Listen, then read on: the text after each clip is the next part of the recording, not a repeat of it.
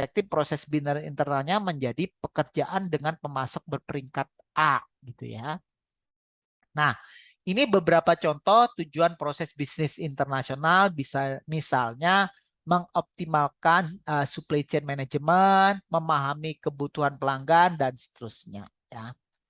Nah, berikutnya perspektif keempat, bagaimana kaitan tujuan pembelajaran tujuan pada pembelajaran dan pertumbuhan karyawan, yaitu kemampuan dan alat apa yang dibutuhkan agar SDM mampu menjalankan strategi. Nah, di sini kita mencari apa sih kesenjangan keterampilan yang ada saat ini.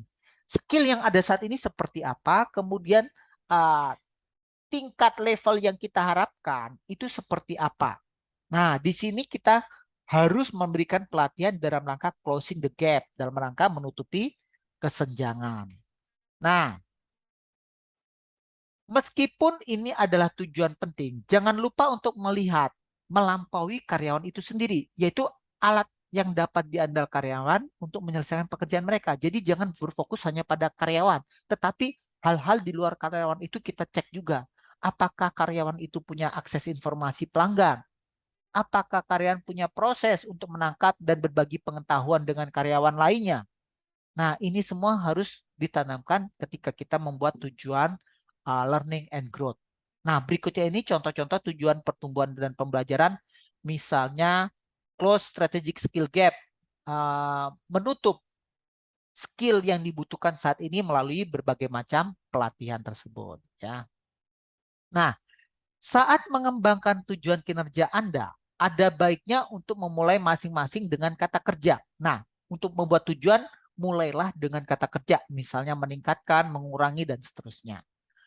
Penggunaan kata kerja ini akan membedakan aksi yang berorientasi tujuan dan bagaimana strategi akan dijalankan. Nah, setelah menentukan tujuan, maka selanjutnya kita mengembangkan pengukuran kinerja. Pengukuran kinerja adalah alat yang digunakan untuk menentukan apakah perusahaan mencapai tujuan dan bergerak menuju keberhasilan penerapan strategi perusahaan. Nah, pengukuran kinerja biasanya menggunakan standar kuantitatif yang digunakan untuk mengevaluasi dan mengkomunikasikan kinerja terhadap hasil yang diharapkan. Nah, sebelum masuk pada pengukuran kinerja, maka ada baiknya kita membedakan kinerja yang sifatnya lagging indikator atau leading indikator. Nah, kalau lagging indikator itu bicara tentang hasil. Jadi ada suatu aktivitas, hasilnya seperti apa. Kalau perusahaan setelah beroperasi selama 1 tahun, maka gross profit marginnya berapa. Nah, itu bicara tentang lagging indikator. Nah, sementara leading indikator itu mengukur faktor driving force atau penggerak. Nanti ke depannya seperti apa. Kalau kita fokus pada leading indikator, nanti dampaknya pada kinerja yang ke depan. Nah, contohnya indikator lag adalah market share, penjualan, kepuasan karyawan, kinerja keuangan. Nah, kalau terkait dengan aspek pemasaran ini, aspek pelanggan, indikator lead-nya apa? Nah, ini contohnya lamanya interaksi dengan konsumen. Kalau kita melakukan namanya interaksi dengan konsumen, kita lebih memahami konsumen. Sehingga diharapkan mereka lebih puas pada kita, sehingga market share kita akan meningkat. Nah, kemudian kalau laggingnya penjualan, mungkin leadingnya bisa banyaknya proposal yang ditulis. Nah, kalau semakin banyak proposal yang kita tulis, proposal penawaran produk, maka harapannya nanti penjualannya akan meningkat. Nah, itu bedanya leading sama lagging. Terus, kepuasan karyawan. Kepuasan karyawan itu adalah lagging. Leading indikatornya apa? Tingkat absensi. Nah, tingkat absensi ini akan mencerminkan perusahaan karyawan itu puas apa tidak. Nah, keuntungan dari lagging indikator itu mudah diukur. Nah, sementara leading indikator sifatnya prediktif, memungkinkan organisasi untuk membuat penyesuaian atas hasil. Isunya lagging indikator itu sifatnya historis, ya, dan tidak mencerminkan aktivitas saat ini, kemampuan prediktifnya juga lemah. Sementara leading indikator mungkin sulit diidentifikasi dan diukur. Namun seringkali merupakan pengukuran baru yang tidak ada historisnya. Nah ini ya. Nah balance scorecard menyeimbangkan antara lagging dan leading indikator. Nah kita lihat beberapa contoh pengukuran perspektif keuangan. Biasanya meliputi pertumbuhan, profitabilitas, dan penciptaan nilai. Indikatornya apa? Pertumbuhan pendapatan, gross profit margin, net profit margin, dan seterusnya. Kalau pengukuran perspektif pelanggan biasanya meliputi kepuasan pelanggan, market share, customer retention, dan customer profitability. Ini kalau indikator lag-nya. Nah, bagaimana kalau kita menentukan leading indikator di perspektif pelanggan? Nah, perspektif pelanggan ini yang harus banyak leading indikatornya. Nah, misalnya kita mengacu pada the discipline of market leader. Nah, untuk operationally excellent. Nah, tentu untuk bisa operationally excellent, di sini kita punya tujuan dari sisi harga, perusahaan mengejar low price dibanding pesaing. Maka pengukuran harga produk leading indikator menjadi penting. Karena ini akan mendrive indikator lag berupa market share dan kepuasan. Jadi kita buat pengukurannya, leading indikatornya adalah harga produk. Mungkin kenaikan harga produk atau penurunan harga produk. Dari sisi produk leadership, ini dari buku Disiplin Market Leader yang kedua. Di sini kita bisa membuat leading indikatornya jumlah pelanggan yang kebutuhannya berhasil dipuaskan. Nah, ini kalau misalnya perusahaan ingin menghasilkan produk yang leadership fokusnya, ya, di mana perusahaan ingin memproposisikan sebagai perusahaan dengan fungsi yang lebih baik dari pesaingnya. Contohnya untuk Tracy dan Wisma yang ketiga yaitu customer intimacy. Dari sisi pengetahuan tentang pelanggan, untuk sukses maka perusahaan harus mengetahui pelanggannya secara detail dan mendalam. Nah, untuk itu leading indikatornya dapat berupa apa? Jumlah jam training bagi karyawan agar untuk mengetahui tentang produk-produk yang dibutuhkan kliennya, ya. Nah, yang ketiga, pengukuran perspektif bisnis internal. Untuk mencapai tujuan pelanggan dan pada akhirnya tujuan keuangan, ingat tujuan keuangan itu perspektif keuangan merupakan muara dari semua tujuan. Maka perusahaan harus mengembangkan ukuran kinerja untuk melacak proses kunci dan aktivitas internal yang mendukung proposisi nilai pelanggan. Perusahaan akan fokus pada proses internal yang mendukung proposisi nilai mereka, tetapi tidak bisa begitu saja mengabaikan proses pendukung lainnya. Contoh, Home Depot menyediakan layanan pelanggan yang sangat baik dan berfokus pada penyediaan solusi lengkap untuk kebutuhan pelanggan. Nah, itu apa itu proposisi mereka. Nah, itu bicara tentang perspektif pelanggan mereka. Jadi ingin menyediakan layanan pelanggan yang sangat baik. Nah, namun mereka ini tidak bisa mengabaikan proses internal perusahaan, yaitu apa? Terkait dengan pengadaan atau logistik. Nah, logistik inilah yang membedakan antara perusahaan yang unggul secara operasional dan yang tidak unggul. Kemudian berikutnya pengukuran perspektif pertumbuhan dan pembelajaran. Nah, di sini kita lihat SDM adalah faktor pendorong nilai, driving value dalam ekonomi saat ini. Nah, di sini kita menggambarkan kegiatan yang mendorong nilai ini adalah lingkup pembelajaran karyawan dan perspektif pertumbuhan.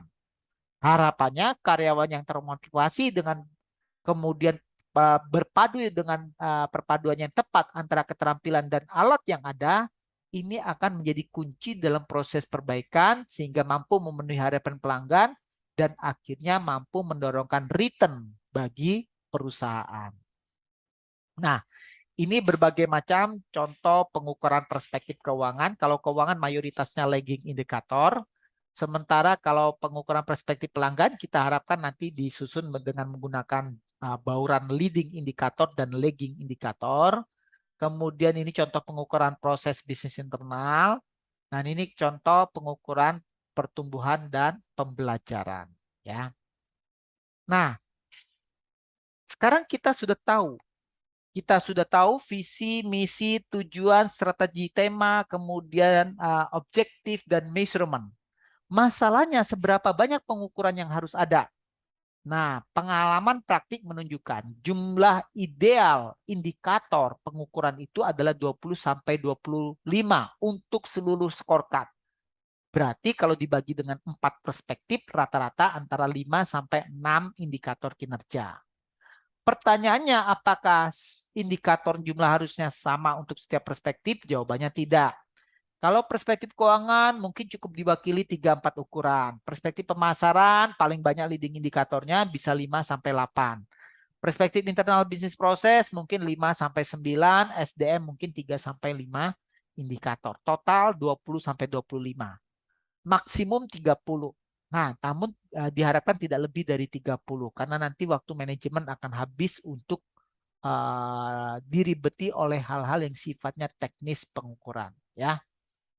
Nah, agar tujuan dan pengukuran dapat dipahami oleh semua pihak, maka perlu dibuat kamus pengukuran balance scorecard. Contohnya ini. Nah, kita strateginya, strategik temanya tentang revenue growth. Kemudian diturunkan, ini perspektif customer ya. Kemudian objektifnya apa? Tujuannya apa? Meningkatkan customer loyalitas. Nah, apakah ini termasuk lagging dan leading? Ini termasuk lagging. Diukur berapa lama? Setiap 3 bulanan. Ya. Deskripsinya apa? Bicara tentang customer loyalty rating. Jadi kita nanti akan mengukur rating kepuasan, rating loyalitas dari pelanggan. Nah, ini dia akan melakukan survei. Ya, di sini akan menggunakan pertanyaan, do you prefer our product to our competitor and will you purchase our product again? Nah, ini ya pertanyaannya. Nah, kemudian targetnya apa? Baseline-nya di sini kita loyalitas pelanggannya hari ini 59%. Harapannya triwulan tahun depan naik 65, 68, 72 dan 75. Nah, tentu target rasionalnya mencapai customer loyalitas adalah critical to our revenue growth strategy. Nah, ini caranya ya. Untuk supaya ini bisa tercapai, increase customer loyalty, objektif ini bisa tercapai, targetnya kita sudah tahu, Q1 65%, bagaimana yang harus kita lakukan? Nah, itu masuk dalam inisiatifnya. Melakukan promosi musiman, kemudian membuat customer relationship management, kemudian meningkatkan customer service training, ya seperti itu. Nah, selanjutnya kita akan bahas strategi MAC. Hingga saat ini kita telah membahas tujuan dan pengukuran balance scorecard, objective and measurement. Saudara sudah pahami semua, contoh-contohnya seperti apa. Namun kita belum memiliki balance scorecard. Kenapa? Nanti kalau kita sudah membuat balance scorecard itu, kita membuat rangkaian hubungan sebab akibat. Nah, a strategy map specifies this cause and effect relationship. Jadi dia menghubungkan cause and effect, sebab akibat dalam suatu gambar yang sama. Ya, itu namanya strategi map. BSC yang baik membuat bauran antara lagging dan leading indikator. Untuk membuat strategi map dimulai dari melihat logika hubungan antara lagging indikator dari masing-masing perspektif. Setelah membuat alur logika dari lagging indikator, maka mulai mengembangkan leading indikator dari masing-masing perspektif. Contoh strategi map ada sebagai berikut. Ini kalau kita bagi antara lagging dan leading, ya. Nah, ini perspektif finansial. Tujuannya apa? Membangun bisnis, build the business. Tujuan pelanggannya mengembangkan customer loyalitas. Lag measure-nya adalah indikator laggingnya customer loyalitas ke loyalitas pelanggan. Lead measurement-nya apa? Jumlah jam kita berhubungan dengan pelanggan dan jumlah solusi yang kita berikan. Ini leading indikatornya. Nah, ini contoh strategi map dari salah satu perusahaan BUMN. Strategi temanya ada peningkatan produktivitas dan pertumbuhan pendapatan. Nah, nanti melalui tujuan yang namanya optimalisasi aset, perbaikan struktur biaya, dan seterusnya. Ya. Nah, ini contoh lain, strategi temanya pertumbuhan dan efisiensi. Ya, kemudian ada tujuan objektifnya meningkatkan nilai bagi pemegang saham, dan seterusnya. Ya. Ini contoh strategi mem yang ketiga, temanya pertumbuhan dan efisiensi. Nah, ini ada strategik objektif masing-masing perspektif tersebut. Nah, di sini terlihat panah-panah ini menunjukkan hubungan sebab akibat. Nah, setelah membuat tujuan dan indikator kinerja, maka selanjutnya adalah menetapkan target dari setiap indikator. Target bisa bersifat jangka pendek atau biasa disebut incremental target, atau jangka menengah stretch target, dan target jangka